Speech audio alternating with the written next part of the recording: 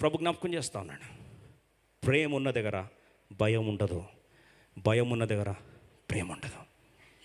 మన పరమ యోనాతానుగా యేసుక్రీస్తు ప్రభు వారు మన పక్షమున ఆయన ప్రేమతో ఈరోజు ఆయన వైపు రావాలని ఆశపడితే, ఈరోజు యేసు ప్రభు నుంచి పారిపోయే ప్రయత్నం చేస్తూ ఉంటారు మెఫీబోషెత్ లాగా. యేసు ప్రభు అంటే ఆయన ఏదో కక్ష సాధింపు చర్యలు చేస్తాడు, మీద పడి రక్కుతాడు, శిక్షిస్తాడు, శాపాలు పెడతాడు, ఇంకా మమ్మల్ని తీసుకెళ్ళి చంపేస్తాడు అని చెప్పి మొత్తం దేవుని మీద అంత అభద్రత భావము, దేవుని మీద విషద్భావము, ఆయన చంపుతాడని ఎప్పుడు దేవుణ్ణి ఒక మన భాషలు చెప్పాలంటే భూతంలాగా చూస్తాం. ఆయన ప్రేమను ఎప్పుడు అర్థం చేసుకోవట్లేదే. You never understood the love of Jonathan, you never understood the love of David, neither did you understand the love of God. దేవుని ప్రేమను అర్థం చేసుకోలేదా?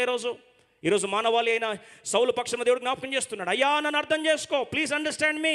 యేసుప్రభు వారు ఘోషిస్తుంటున్న మాట ఏంటంటే ప్లీజ్ అండర్స్టాండ్ మీ. అందుకొరకే లైఫ్ టెంపుల్ దేవుణ్ణి, యేసుప్రభు వారిని ఒక భూతముగా శిక్షించే దేవునిగా చూపించట్లే, ప్రేమ స్వరూపిగా జ్ఞాపకం చేస్తున్నాడు.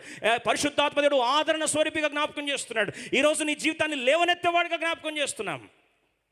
Stop hating God, come out of that fear. దేవుడు అంటే ఒక భయాందోళన వాతావరణం అయిపోయింది, పిరికితనం గల ఆత్మ వచ్చేసింది, ప్రతి దానికి భయపడమే. సంతోషంగా దేవుని ఆరాధించలేని పరిస్థితులు ఉన్నావా? Come out of that deliverance, come out of that bondage.